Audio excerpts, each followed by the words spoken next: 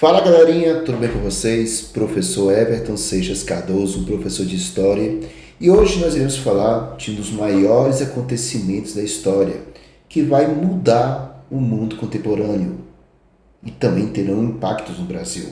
Estamos falando da Segunda Guerra Mundial. Gente, a Segunda Guerra Mundial realmente foi um conflito global. A primeira também foi, mas muito concentrado na Europa. Os outros países, na Primeira Guerra Mundial, foram envolvidos, mas principalmente para abastecer os grandes exércitos europeus. Já a Segunda Guerra Mundial foi um conflito onde vários países, tanto da América, da Europa, África, teve conflitos na África, na Ásia, todos se envolveram nesse grande conflito mundial. Então vamos conhecer um pouquinho dessa grande história. Pegando os antecedentes, coisas que nós já estudamos em aulas passadas, principalmente a questão da crise de 29 e a ascensão do totalitarismo. Lembrando que na Primeira Guerra Mundial, quando acabou a Primeira Guerra Mundial, houve o famoso Pacto de Versalhes. E o que foi o Pacto de Versalhes? Foi um tratado onde estava promovendo o fim do conflito, sendo que as nações vencedoras, Inglaterra, França, simplesmente humilharam os derrotados. Alemanha, Império Austro-Húngaro, Turquia, que era o Império Otomano, etc. A Primeira Guerra Mundial foi uma luta entre o Império Alemão, o Austro-Húngaro, o Otomano, contra França e Inglaterra, União Soviética. Aí depois teve a entrada dos Estados Unidos no lado da França e Inglaterra. A União Soviética, que era a Rússia, saiu antes do final da guerra, totalmente derrotada. E a Itália, que era do grupo da Alemanha e da Áustria-Hungria, virou a casaca, entrando do lado vencedor. O que acontece é que a França e a Inglaterra, onde a guerra foi muito presente em seus países, simplesmente obrigaram a Alemanha a reconstruir os países vencedores e ainda ceder territórios e serem proibidos de pegar armas, mudando a política e a economia da Alemanha, fazendo que despertasse um sentimento de revanche, de vingança. Até o presidente americano, Wilson, alertou que o Tratado de Versalhes foi muito pesado contra a Alemanha e podia gerar uma reviravolta, um sentimento de revanche e vingança, que de fato, os 20 anos entre guerras, acabou gerando uma revolta, uma vingança, promovendo então a Segunda Guerra Mundial. A ascensão do nazifascismo, tanto na Itália como na Alemanha, despertou esse sentimento extremista, onde líderes como Mussolini, como está já, e Adolf Hitler chegaram ao poder, isso já foi explicado isso na aula de ascensão do totalitarismo, e chegaram ao poder e começaram a armar a sua nação, no caso Mussolini na Itália e Hitler na Alemanha, começou a colocar a população o desejo de revanche e se vingar da humilhante derrota da Primeira Guerra Mundial, principalmente na Alemanha. E também a questão de uma tentativa de acabar com o Acordo de Munique, onde Hitler, no caso na Alemanha, estava proibido de pegar em armas, mas Hitler começou a simplesmente fortalecer seu exército e também fazer pactos, como fez, por exemplo, com a União Soviética, de não agressão, mas para poder simplesmente invadir a Polônia, que você estopim da guerra, gerando a Segunda Guerra Mundial. A Europa, que não queria uma nova guerra, entre França e Inglaterra, acabou olhando, achando que Hitler não ia muito longe, que Hitler era um maluco, mas só ficou observando Hitler colocando seu plano em prática e gerando a Segunda Guerra Mundial. O que acontece? A guerra, o estopim da guerra, vai ser quando a Alemanha resolve invadir a Polônia. Então vamos ver aqui no mapa. Aqui nós temos a Alemanha e aqui nós temos a Polônia. A guerra vai ter dois grupos. O eixo vai ser a Alemanha, aqui, a Itália e o Japão, vou falar já já. Contra os aliados, a França, a Inglaterra, a União Soviética, que era a Rússia, os Estados Unidos. O Brasil, gente, vai ser uma aula à parte para a gente falar da participação do Brasil na Segunda Guerra Mundial, que foi bem importante. tá bom? Mas vai ser uma aula à parte. Então, de um lado, você tem um eixo, Alemanha, Itália, Japão, contra, no começo, França, Reino Unido e Inglaterra, União Soviética, que hoje é a Rússia, os Estados Unidos que vai entrar no meio do conflito, o Brasil, a Argentina vai entrar também com fornecedor de matéria-prima, o México com o Brasil, vão mandar exércitos para lutar lá na Europa. Então esse foi o tabuleiro.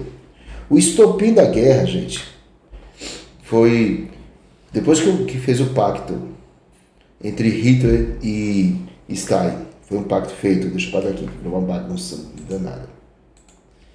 Quando Hitler faz um pacto de não agressão com a União Soviética, permitindo que Hitler invadisse a Polônia, esse vai ser o estopim da guerra, obrigando simplesmente Reino Unido, Inglaterra e França tentarem controlar, vou dizer assim, os anseios de Hitler. A União Soviética, quando veio que Hitler de fato quase invadiu os países, dizendo que não ia invadir, mas invadindo, conquistando, buscando matéria-prima e mais riquezas para fortalecer o Estado alemão, e principalmente quando invade a Polônia, aí a União Soviética entra de vez no conflito. Estados Unidos e Japão já vão voltar no mapa, vai ser outro ponto da história, ok? Os grandes personagens e os grandes líderes. Estou aqui no meio também, vou ter aqui no meio. Da Inglaterra, teremos William Churchill, foi uma grande liderança. Na Primeira Guerra Mundial, ele chegou a ser primeiro-ministro, mas tomou decisões que não foram tão boas. O exército inglês, ele chegou a ser afastado, mas vai retornar de forma triunfante e vai liderar a Inglaterra para poder vencer a Segunda Guerra Mundial. O presidente americano Franklin Delano Roosevelt, que era filho de um dos presidentes americanos, também que era o Roosevelt, e ele também vai liderar os Estados Unidos nessa reviravolta, na guerra. Stalin, que a princípio tinha feito um acordo de não agressão com Hitler, mas vai acabar entrando na guerra, e vai ter uma grande consequência entre os dois líderes depois que a Guerra Fria.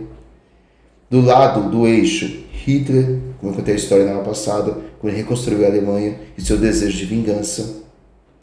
Benito Mussolini, também contei a história na aula passada, sobre a ascensão do totalitarismo, que também promove na Itália um pensamento fascista contra a vitória da França e da Inglaterra. Charles de Gaulle, general francês. A França vai ser rapidamente conquistada por Hitler, mas ele vai se unir com Churchill e Roosevelt para poder simplesmente recuperar a França no dia D e conduzir a França junto com esse país à vitória. E o Tojo, que é o primeiro-ministro, lembrando que o Japão é um império, você tem o imperador, mas o primeiro-ministro Tojo, que também é um general, que vai liderar o exército japonês. Então, esses são os principais Hitlers. No Brasil, tivemos Getúlio Vargas, mas como eu falei, vai ser uma aula à parte para falar sobre a situação do Brasil na Segunda Guerra Mundial. Quando Hitler começa a invadir vários países da Europa, e quando ele começa a enfrentar de vez a Itália e a França, a França e a Inglaterra, quando a França e a Inglaterra descobrem que realmente as ideias de Hitler estavam sendo colocadas em prática e assim deveriam tentar parar os anseios de Hitler, Hitler fez uma estratégia chamada de Blitzkrieg. Blitzkrieg quer dizer uma guerra relâmpago, rápida, para tentar de alguma forma conquistar seus grandes rivais, França e Inglaterra, de forma muito rápida. E o que ele faz na França, gente, é impressionante. Ele conquista a França em poucos meses. Diferente da Primeira Guerra Mundial, que foi uma guerra de trincheiras que durou 4 anos, sem avanços grandiosos de território, somente 2 exércitos se matando nas trincheiras, a estratégia de Hitler com novas tecnologias mais aperfeiçoadas, tanques, canhões e entre outras armas, permitiu que ele conquistasse a França em poucos meses. Hitler chegou a tirar uma foto debaixo da Torre Eiffel, lá em Paris, para mostrar o seu poder. A Inglaterra teve que aguentar o bombardeio sozinho por anos, pedindo desesperadamente ajuda para poder aguentar o conflito. E com a invasão da Polônia, o pacto de não agressão entre Hitler e Stalin vai ser derrubado, e assim a União Soviética vai entrar e vai ser fundamental para a reviravolta dos aliados contra essa batalha rápida, relâmpaga, que surpreendeu o mundo do domínio nazista, onde conquistou a França em poucos meses e ameaçava conquistar a Inglaterra rapidamente, e assim a União Soviética entrou na guerra e vai dar essa reviravolta.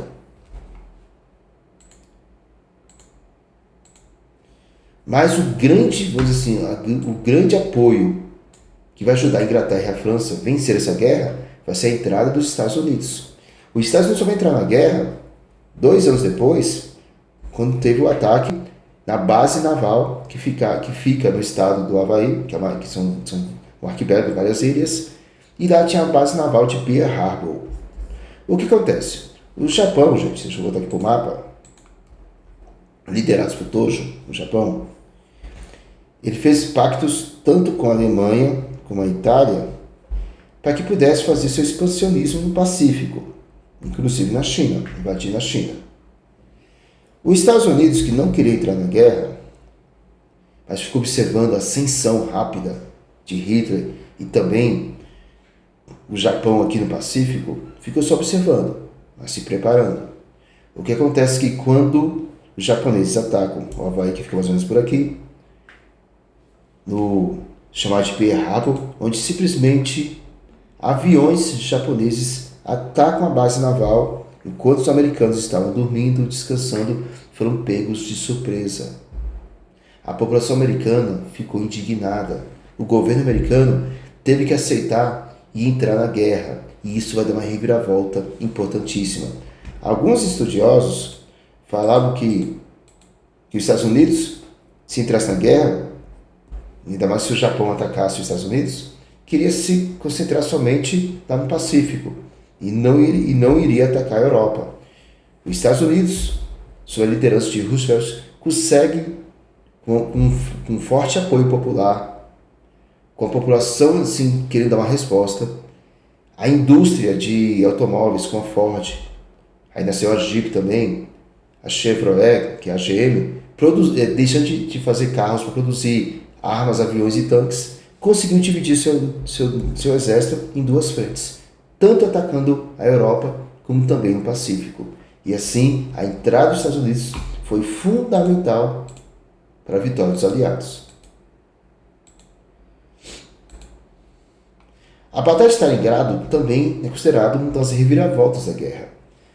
A União Soviética, que tinha feito um acordo de não agressão com Hitler antes da guerra, e depois da invasão da Polônia, ele resolve entrar na guerra, e assim Hitler, sabendo da força e do poderio soviético, resolve invadir a cidade de Stalingrado, como um batalhão imenso. O que acontece é que essa batalha vai durar mais de um ano, mas Hitler, vencendo boa parte da batalha, o exército nazista vencendo boa parte da batalha, vai ter uma reviravolta onde a população, homens e mulheres, vão pegar em armas para defender a cidade e conseguir cercar e expulsar o exército nazista e vencer a guerra. A Batalha de Stalingrado vai mostrar simplesmente a persistência do exército soviético, a força do exército soviético, o envolvimento da população russa contra a guerra. Vai ser uma dura derrota para Hitler, que vai começar a recuar. Ele, conquistando a Polônia e tentando derrubar a União Soviética, percebeu a força dos russos na guerra. Nessa batalha nós tivemos, por exemplo, as Bruxas da Noite, onde mulheres pilotando aviões e bombardeando o exército de Hitler.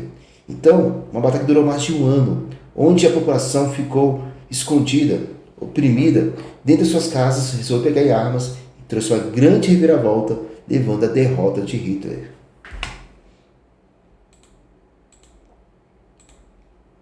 O dia D vai ser feito de forma estratégica, em reuniões secretas, uma forma para tentar simplesmente reconquistar a França, que estava sob domínio nazista, empurrar os alemães de volta para a Alemanha e vencer a guerra. Um acordo feito tanto pelos presidentes da Inglaterra, primeiro-ministro da Inglaterra, Winston Churchill, o general de Gaulle da França, o presidente americano Roosevelt e Stalin também participando, eles fizeram uma operação secreta, produzindo uma quantidade imensa de armas, aviões, tanques, navios, metralhadoras, principalmente na Inglaterra, fez essa produção, muitos soldados americanos, e iriam fazer duas frentes. A guerra teria duas frentes, olha só, vou dar para o mapa. Aqui está a Alemanha. Então, eles iriam desembarcar em um ponto estratégico, que eles não falaram onde, esconderam o máximo possível, que vai ser a praia de Normandia, e lá iam recuperar a França e empurrar os alemães de volta para o seu estado. E outra frente iria empurrando os alemães de volta para a Alemanha para poder simplesmente liquidar com a guerra. Aqui no norte da Inglaterra, teve uns fatos históricos importantes que como tinha muitos aviões e espiões alemães, eles simplesmente fizeram grandes balões, tanques de balões gigantes, para mostrar para os espiões alemães aonde estavam sendo produzidas as armas. Olha só, a ideia, eles pegaram tanques de balões e colocaram em cima de campos de futebol, e quando passava um avião espião, falaram, os tanques estão ali, estão parados, estão produzindo, mas estão parados. Mas em outra parte da Inglaterra, estava produzindo as armas, para poder simplesmente esconder e pegar os alemães de surpresa. O dia dele deu muito certo, gente. Imagine mais de 150 mil soldados invadindo a França e recuperando o território francês e começando a empurrar os nazistas de volta da Alemanha. Isso deu muito certo. Foi uma das maiores concentrações militares da história. Até hoje nunca vista igual. Milhares de pessoas morreram. A entrada do exército foi extremamente difícil, mas eles conseguiram reconquistar a França e começar a empurrar de vez a França para o fim da guerra. Enquanto no Pacífico,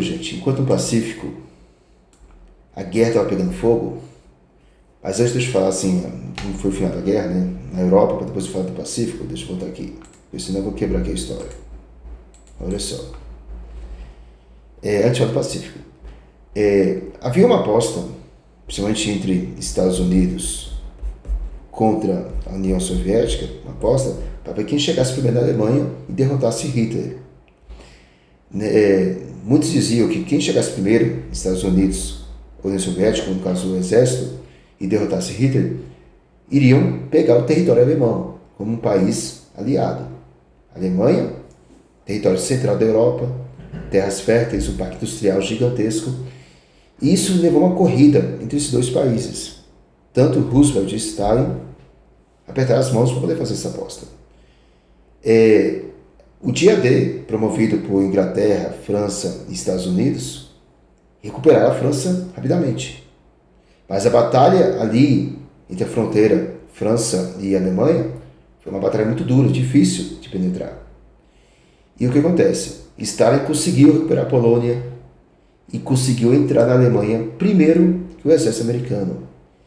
E os soviéticos dominaram Berlim, e fazendo com que Hitler cometesse suicídio, e assim a guerra na Europa acaba. Quando Hitler comete suicídio, a guerra na Europa acaba.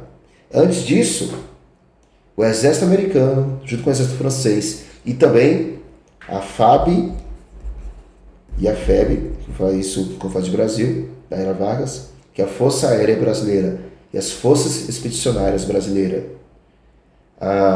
os aviões sentem puro, quer dizer, sentem concentrar o pau contra os nazistas e os fascistas, e a FEB, que a cobra vai fumar, que foi uma expressão dizer que o Brasil entraria na guerra se a cobra fumasse, a gente vai ver isso numa aula separada, lutaram na Itália, e Mussolini foi capturado, foi espancado e morto. E assim também acabou a guerra na Itália. A guerra na Europa acabou primeiro do que no Pacífico, no Japão. Quando Hitler vê os soviéticos invadindo Berlim e viu que tinha perdido a guerra, comete suicídio, e a União Soviética vai entrar na Alemanha e vai ganhar essa aposta contra os Estados Unidos, que vai gerar um novo conflito mundial, que é a Guerra Fria, mas é tema de outro capítulo. Tá bom? Já no Pacífico, diziam que a guerra ia durar anos. Até mais porque os japoneses tinham fama de ser o quê? Persistentes, que nunca iriam se render, mesmo se os Estados Unidos invadissem o Japão.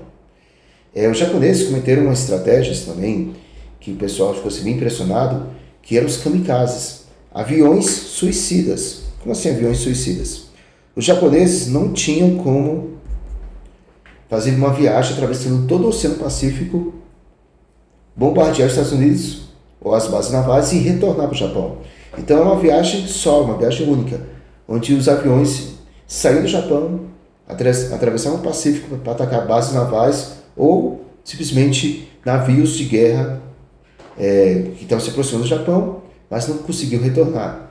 Esses foram os kamikazes. Kamikazes, que eram pilotos suicidas. E, gente, que foi impressionante, né? que os americanos ficaram assustados com a valentia do exército japonês e num projeto chamado Projeto Manhattan, um projeto escondido, onde simplesmente engenheiros físicos americanos, pegando ideias com Albert Einstein, o MC quadrado, onde traziam uma ideia de que podemos construir uma bomba de grande impacto. Uma bomba de grande impacto que pode destruir toda uma cidade de uma vez. As bombas atômicas. Na Europa, a guerra tinha acabado. E quando Roosevelt recebeu os seus engenheiros do Projeto Manhattan, apresentando, lá no deserto, acho que do Arizona, apresentando o impacto dessa bomba, eles falaram, nós vamos usar elas no Japão. Vamos usar elas no Japão. Para a gente não precisar invadir o território japonês. Os Estados Unidos arremessam 2 bombas atômicas em diferentes de 3 dias. A Little Boy, depois o Fat Man, um avião que sobrevoou o território japonês e lançando a bomba, criando uma imagem que ficou para a história. Um grande cogumelo, destruindo 2 grandes cidades de Hiroshima e Nagasaki, no território japonês. Assim, o imperador japonês, Akihito, assinou o Tratado de Rendição. E assim a guerra acabou. Gente, o impacto das bombas atômicas diz que foram mais de 300 mil mortos instantaneamente, porque você tinha uma nuvem de fogo produzida por esse cogumelo e mais de 100 mil mortos que morreram no decorrer dos estrombos, também por causa de ficar feridos e também da radiação da bomba. Mas o que acontece? Depois que a Alemanha caiu, eles fizeram 2 conferências, aqueles líderes, chamados de Yalta e Potsdam, que começaram a discutir a questão da Europa e também o Tratado de Paz. A gente vai ver que nesses grandes 2 acordos vai ter a criação da ONU como instituição mundial para tentar acabar com novos conflitos mundiais, sem precisar humilhar os derrotados. A ideia é de não cometer os mesmos erros que foram gerados na Primeira Guerra Mundial, humilhando os derrotados para gerar novos conflitos mundiais. Só que essa nova ordem mundial, principalmente sobre os 2 grandes vencedores, Estados Unidos e União Soviética, a gente vai ver que vai gerar Guerra Fria. Uma guerra estratégica, uma guerra ideológica. Houve conflitos onde os 2 estavam de alguma forma envolvidos, mas não lutando diretamente. Mas você tem um capítulo de próxima aula. Então, o final da Segunda Guerra Mundial vai simplesmente trazer a ideia de criar uma instituição mundial para trazer a paz e reconstruir todos os países envolvidos, tanto vencedores como derrotados, sem precisar humilhá-los. Lógico, os vencedores receberam uma quantia de dinheiro dos derrotados, mas os derrotados tiveram ajuda financeira para se reconstruir sem precisar ser humilhado. O Brasil também recebeu bônus por ter participado da guerra. A gente vai ver isso, principalmente a questão do Holocausto, uma questão muito sensível, mas vai ser tema da próxima aula, ok? Vamos resolver algumas questões aqui. 1. Quais são as causas que levaram à Segunda Guerra Mundial? Põe 2GM, quer dizer, Segunda Guerra Mundial. As causas, gente, tem a ver tanto com a humilhação da Primeira Guerra Mundial, dos países derrotados, como a Alemanha, por exemplo, a questão da crise de 29 que levou à ascensão de ideias totalitárias como fascinazismo e também a União Soviética, diz assim, que vai fazer um pacto de não agressão, e a invasão da Alemanha nazista em países vizinhos e depois na Polônia, que vai gerar toda a guerra total. Como foram organizados os dois blocos? Você tinha os aliados tivemos a França, a Inglaterra, a União Soviética, depois os Estados Unidos, Brasil, pode botar o México e a Argentina também. Lembrando que a Argentina é mais com fornecedor de armas. Brasil e México entram junto com os Estados Unidos. Ok? E o eixo que teve a Itália de Mussolini, a Alemanha nazista e o Japão de Tojo. E assim teve os dois blocos beligerantes, dois blocos guerreiros. Explique as reviravoltas da guerra. Lembrando que a Blitzkrieg alemã, que conseguiu controlar a França muito rápido e bombardeou Londres, esse tipo de guerra relâmpago começou assim, de forma assim, muito, vamos dizer assim, eficaz no início da guerra, mas quando a Alemanha tentou invadir a União Soviética nas batalhas de Stalingrado, que durou mais de um ano, e o exército alemão perdeu, e também quando o Japão bombardeou Pearl Harbor, na ilha do Havaí, isso fez com que os Estados Unidos e outros países entrassem na guerra e assim planejaram um dia D que vão empurrando o exército alemão de volta para a Alemanha, levando ao suicídio de Hitler, a morte de Mussolini e a derrota de todos no Japão. E os fatores que levaram ao fim da guerra, como eu acabei de falar, e principalmente a guerra acaba primeiro na Europa, com a invasão soviética em Berlim, e também o lançamento das bombas atômicas no Japão, levando à rendição do Império Japonês. Ok, gente? Então, galera, essa foi uma aula muito rápida, uma revisão sobre a Segunda Guerra Mundial, e a gente vai ver também as consequências que vai gerar tanto a formação do Estado de Israel e também a Guerra Fria. Espero ter gostado. Até a próxima. Obrigado, gente. Valeu. Tchau, tchau.